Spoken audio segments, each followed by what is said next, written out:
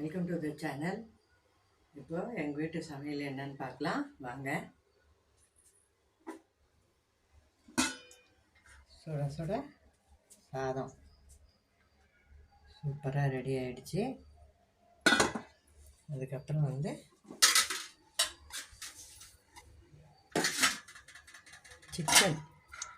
Chicken குடமிளகா போட்டு சூப்பராக குழம்பு. தேங்காய் அரைச்சி ஊற்றலை, தேங்காய் அரைச்சி ஊற்றினா அவ்வளோ பிடிக்காது எங்கள் வீட்டில். அதனால் தேங்காய் அரைச்சி ஊற்றாத சிக்கன் குடமிளகா போட்டு குழம்பு சூப்பராக அருமையாக இருக்குது.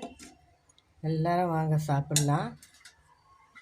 இந்த பக்கம் என் பையனுக்காக செய்த சிக்கன் லெக் பீஸ்.